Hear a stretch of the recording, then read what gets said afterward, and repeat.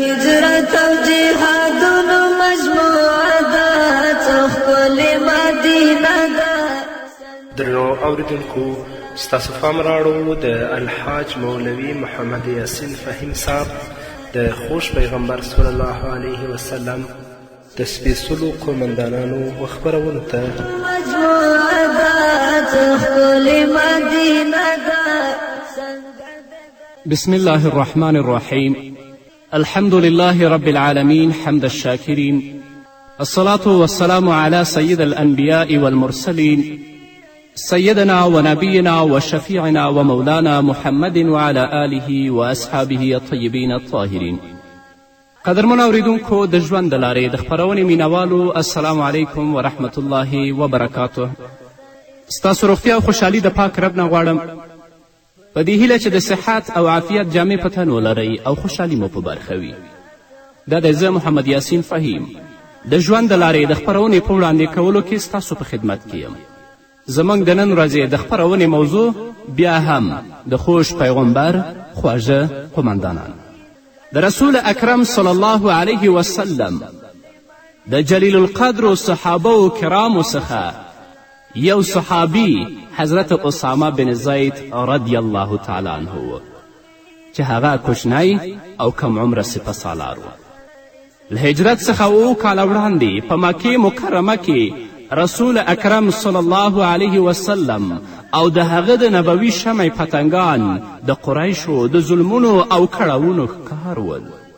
په تبلیغي ډګر کې رسول اکرم صلی الله علیه وسلم په پرله پسې ډول د ستمونو، دردونو او هر ډول شکنجو او ړبلولو غرونه مات کړل او هر څه به یې په سړه سینه ګالل. لنډه دا چې الله رب العزت هم د دوی په سر ولاړ و چې د رسول الله صلی الله علیه وسلم په کړېدلي ژوند کې خوشحالي ور په برخه کړه.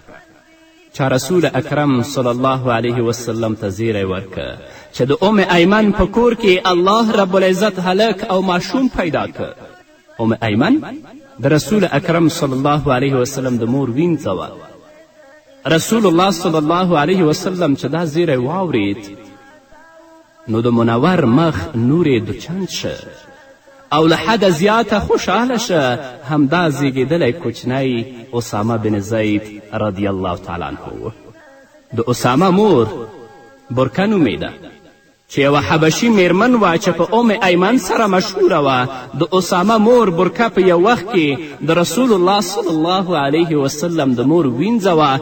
کله چې د رسول الله صلی الله علیه وسلم مور بیبي آمنه وفات شوه نو هغې رسول الله صلی الله علیه وسلم په غیږ کې ونیو او د رسول اکرم صلی الله علیه وسلم پالنه یې وکړه چې د دې دنیا لپاره یو غټ ویاړ و. رسول الله صلی الله علیه وسلم به زیاتره فرمایل ام ایمن زما د مور په څیر ده او دا زما له خپل کور څخه ده.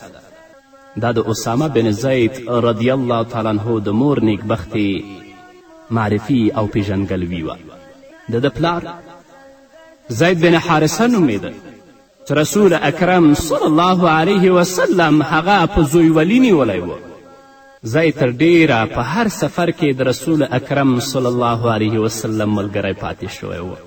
له دې پرته د رسول اکرم صلی الله علیه وسلم یو راز لرونکی ملګری هم و. نو اسامه بن زید د رسول اکرم صلی الله علیه وسلم په صحابهو کې یو کوچنی او یو کم عمره سپه سالار و. اسامه بن زید رضی الله تعالی عنه د رسول الله صلی الله علیه وسلم د لمسي حضرت حسن رضی الله تعالی عنه همزولی و.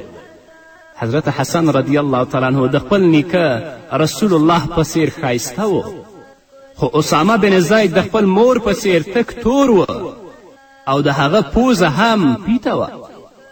خو رسول الله صلی الله علیه وسلم به له دواړو سره یو شان مینه درلودله.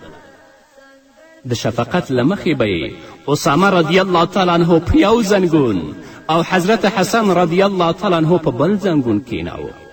کله کله به یې دواړه په غیږ کې ټینګ نیول او دواړو ته به یې دعا کوله او رسول الله صلی الله علیه وسلم به دا ویلې ای زما ربه زه له دوی دواړو سره مینه لرم نو ته هم له دوی سره مینه وکړه. لنډه دا چې قدرمنو اوریدونکو رسول الله صلی الله علیه وسلم له اسامه بن زید سره ډیره مینه لرله. یوه ورځ په ماشومتوب کې اسامه بن زید رضی الله تعالی عنه د دروازې په چوکات کې وغورځېده چې تنده یې ټپي شو او وینه ترې روانه شوه. رسول الله صلی الله علیه وسلم ام المؤمنین حضرت عایشې رضی الله تعالی عنها ته وفرمیل چې د دې وینه پاکه کړه. حضرت عایشه رضی الله تعالی عنها په یو کار کې بوخته وه، نو د ده لور ته یې سم د لاسه پاملرنه ونه شوه. رسول الله صلی الله علیه وسلم په خپله مبارک پاڅېده او په خپل مبارک لاس سره یې د حضرت اسامه بن زید رضی الله تعالی عنه له تندي څخه وینه پاکه کړه او سر یې ورته په یو ټوټه باندې وتړه. د قریشو مشر حکیم بن حزام رضی الله تعالی عنه یو قیمتي لباس رسول الله صلی الله علیه وسلم ته په ډالۍ کې وړاندې چې هغه لباس یې په یمن کې په 50 دیناره اخیستی و. دا غوره او ښایسته او قیمتي لباس رسول الله صلی الله علیه وسلم یوازې د یوې جمعې په ورځ اغوستی و. له هغې وروسته یې اسامه بن زید ته وروباښه. اسامه بن زید په رسول اکرم صلی الله علیه وسلم باندې دومره ګران و. امیر المؤمنین سیدنا عمر فاروق رضی الله تعالی عنه د مجاهدینو لپاره له بیت المال څخه تنخوا وټاکله چې د ده زوی حضرت عبدالله رضی الله تعالی عنه راغی. امیر المؤمنین عمر فاروق د ده لپاره هم تنخوا وټاکله. له هغې وروسته د اسامه بن زید رضی الله تعالی عنه وار راغی. نو حضرت عمر فاروق رضی الله تعالی عنه اسامه بن زید ته د خپل زوی په پرتله دوهمره زیاته تنخوا وټاکله. د امیر المؤمنین عمر فاروق رضی الله تعالی عنه زوی خواشینی شو چې زه د خپل پلار په نظر کې کم حیثیته یم، ځکه یې راته تنخوا کمه وټاکله. حال دا چې عبدالله هم په عبادت، جهاد او پرهیزګاري کې له چا څخه کم نه و. نو یوه ورځ یې خپل پلار ته په ناهیلي سره وویلې: پلار جانه، تاسې د تنخوا د ویشلو پر وخت اسامه بن زید رضی الله تعالی عنه ته پر ما ترجیح ورکړه. حال دا چې ما هم په جهاد کې له اسامه څخه زیاته برخه اخیستې ده. امیر المؤمنین عمر فاروق رضی الله تعالی عنه خپل زوی ته ځواب ورکړه: زویه، د رسول اکرم صلی الله علیه وسلم له اسامه رضی الله تعالی عنه سره ډیره مینه وه او د ده پلار زید هم رسول الله صلی الله علیه وسلم ته ډیر ګران و. زه به اسامه ته ولې په بل چا ترجیح نه ورکوم؟ آیا تا ته معلومات نشته چې د اسامه پلار زید رضی الله تعالی عنه د رسول الله صلی الله علیه وسلم ځانګړی خدمتګار و چې د خپل مور و پلار له کور څخه انکار کړی و او ټول عمر یې د رسول الله صلی الله علیه وسلم په خدمت کې تیر کړ. عبدالله بن عمر رضی الله تعالی عنه چې کله دا خبرې د خپل پلار خولې نه واورېدلې نو هغه هم ساکت پاتې شو. کله چې د زید پلار د خپل زوی د بیولو لپاره د رسول الله صلی الله علیه وسلم څنګ ته راغی او تشریف یې راوړه، نو رسول الله زید ته واک او اختیار ورکه چې خپل پلار سره ځې او که دلته زموږ سره پاتې کیږي. پلار یې زوی ته وویل: زویه لاړشه او تیاری ونیسه چې له ځان سره دې بوزم. مور دې ستا په انتظار کې خفه او بې قراره ده. خو زید خپل پلار ته په قطعي صورت ویلې چې پلار جانه، د رسول اکرم صلی الله علیه وسلم نه ماته هیڅوک غوره نه دي. زه هیڅکله نه ځم او زه به د رسول اکرم صلی الله علیه وسلم په خدمت کې یم. پلار یې ورته ویل: زویه دا څه وایې؟ آیا تاسې ته د غلامي پر ځای د ازادي ژوند خوښ نه دی؟ زید ورته وړاندیز وکړه: پلار جانه، له دې غلامي څخه دې داسې زر ازادي قربان شي. زه د رسول الله صلی الله علیه وسلم د مبارک دیدار تږی یم. د ده خدمت د ځان لپاره لویه نیکبختي او ویاړ ګڼم. رسول الله صلی الله علیه وسلم چې د زید دا وینا واورېده بې حده زیاته خوشحاله شه او د خلکو په وړاندې ګواهي ورکړه: ای خلکو، تاسو ګواه اوسئ، زید زما زوی شه، دا به زما وارث وي او زه د ده وارث شوم. زید د چا پلار و؟ زید د حضرت اسامه رضی الله تعالی عنه پلار و چې هغه د رسول الله صلی الله علیه وسلم په صحابهو کې کوچنی او کم عمره سپه سالار و. له دې وروسته به ټولو خلکو ورته د زید بن محمد آواز کوه. دا نوم هغه وخت ختم شو چې د قرآن مجید دا حکم را نازل شو چې منل شوي فرضي زوی د حقیقي زوی ځای نشي نیولی. اسامه بن زید د شکل او څیرې څخه حبشي څرګندېده، رنګ یې تور او پوزه یې پیته وه، خو اسلام او د اسلام ولولو او قربانیو دوی ته دومره لوړ حیثیت او مرتبه ورکړې وه چې لا تر اوسه یې د اسلام د تاریخ پاڼې د میړانې او سپېڅلتیا ګواهي او ثبوت وړاندې کوي. رسول الله صلی الله علیه وسلم فرمایي چې د شاړ پاړه ویښتو څښتن، د خړو او ګردونو وهلو جامو څښتن، که په الله قسم وخوري نو الله به د هغه قسم پوره کړي. چې په دې کې اسامه بن زید رضی الله تعالی عنه ته رسول الله اشاره کړې وه. بل ځای کې رسول الله صلی الله علیه وسلم د اسامه بن زید رضی الله تعالی عنه په اړه فرمایي: ای زما اصحابو، تاسو ګواه اوسئ، اسامه بن زید له ټولو څیزونو څخه ماته غوره دی، نو تاسې هم له ده سره ښه سلوک وکړئ. رسول الله چې دې سره دومره مینه درلودله د څه وجې نه چې هغوی هم الله سره او د الله د رسول سره بېحده مینه درلودله. د اسامه بن زید رضی الله تعالی عنه عمر لا 20 کلونو ته نه و رسېدلی چې رسول الله د یو داسې لښکر سپه سالار وټاکه چې په دې لښکر کې ابابکر صدیق، عمر فاروق هم ګډون درلود. په دې لښکر کې ډېرو مشرانو سختدریزي او نیوکه کوله چې د لویو افسرانو پر ځای تر ټولو کوچنی او کم عمره ځوان د پوځ سپه سالار شو. خو ځینې خلکو به دا ویل چې د ده پلار زید چې د لښکر سپه سالار و نو وړتیا یې لرله. نو اسامه چې دا هم د زید زوی دی، دا هم د دې وړتیا لري چې د لښکر سپه سالار دی شي، اگر که په دې لښکر کې د دې نه اوچت سپه سالاران موجود دي. رسول الله صلی الله علیه وسلم ټولو ته وفرمایل: اسامه تر تاسې ټولو ماته غوره دی، نو له ده سره په امر منلو کې ښه سلوک کوئ. لښکر لا کوچ نه و کړی چې رسول الله صلی الله علیه وسلم له دنیا څخه رحلت وکړه او د نوراني مخ رڼا یې نوره د عربو په سیمه پیرزو نه شوه. بې له شکه دا به د الله رضا او خوښه وه، خو سره له دې هم رسول الله صلی الله علیه وسلم دا وصیت کړی و چې اسامه باید له دندې څخه ګوښه نه کړی شي.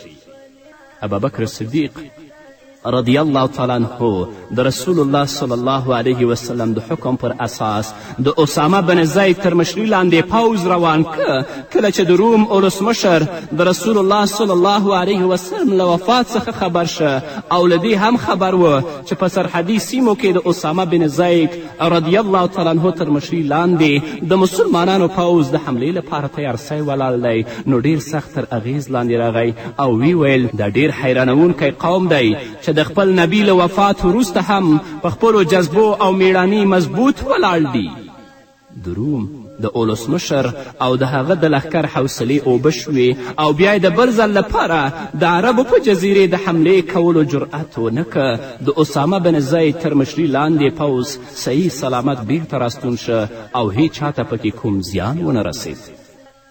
نور به مو قدرمنو اوریدونکو د حضرت اسامه بن زید رضی الله تعالی عنه په هکله، خو هغه د یوې دمې نه وروسته. د هجرت او جهادونو مجموعه ده، څه ښکلې مدینه ده، سنګر ده د اسلام، څه ښکلې مدینه ده، سنګر ده د اسلام. چې د هجرت او جهادونو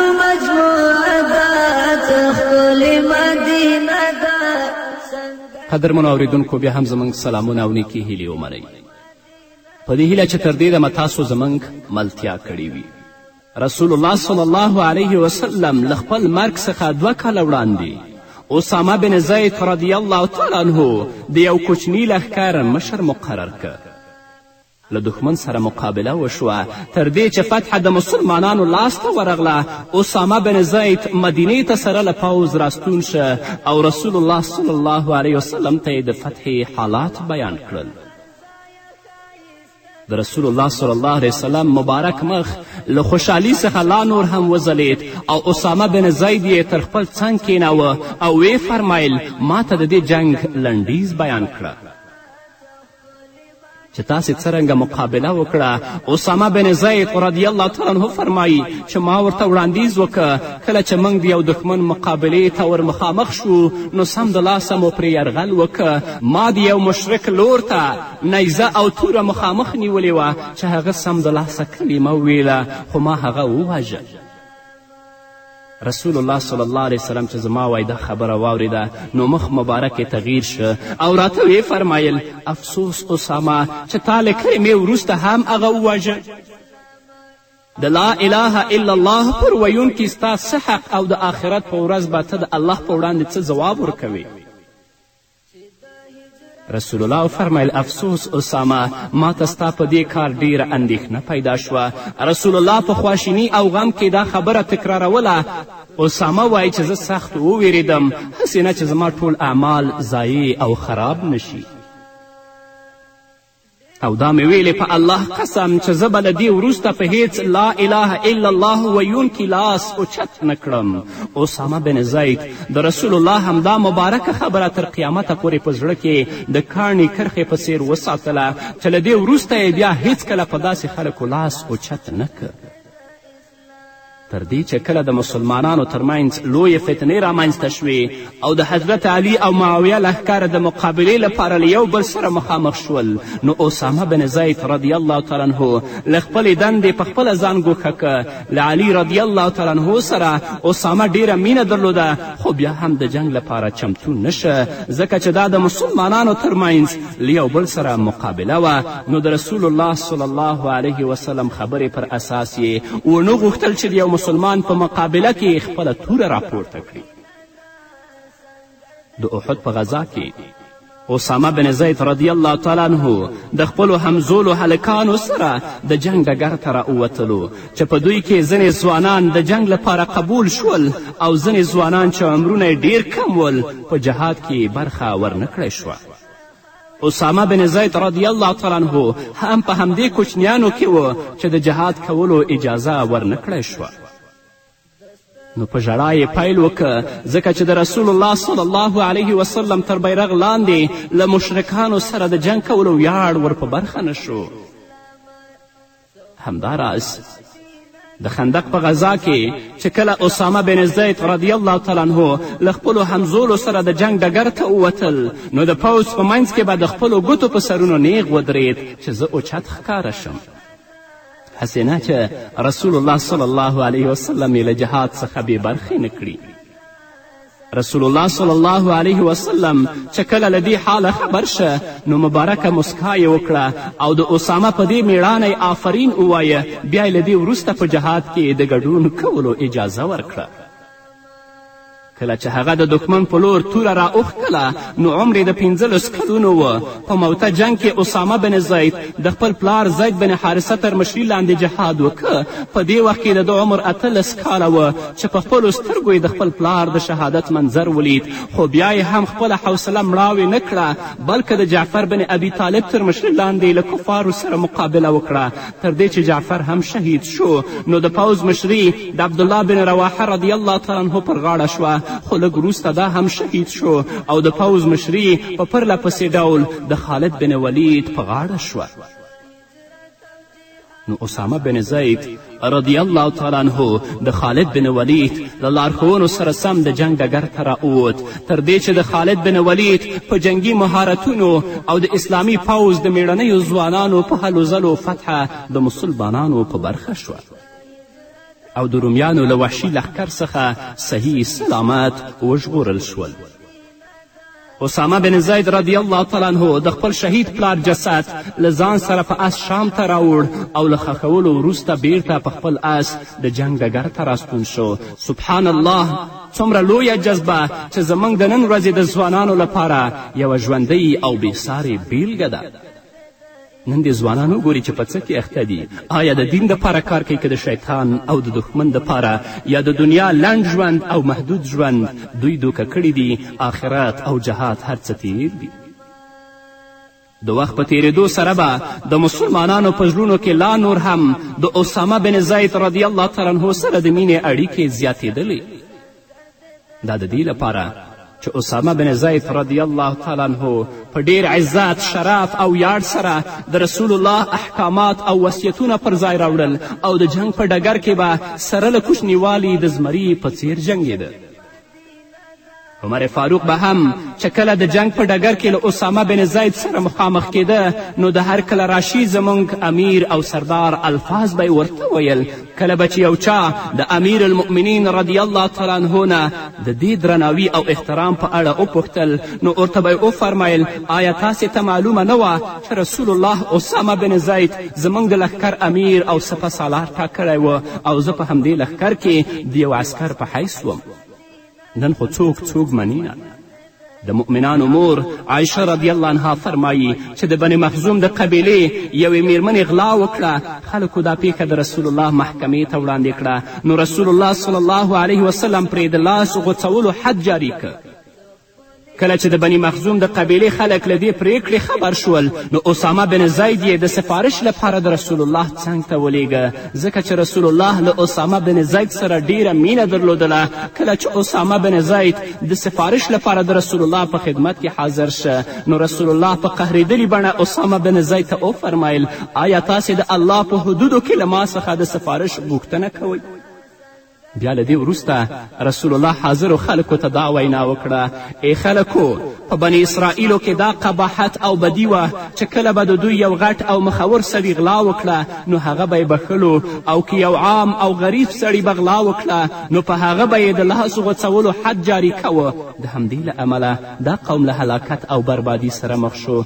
قسم په هغه ذات چې د هغه په قبضه کې زما روح او ځان دی که زما لور فاطمې هم دا غلا کړې وی نو ما به پرې د لاس غوڅولو حد جاري کړی وی.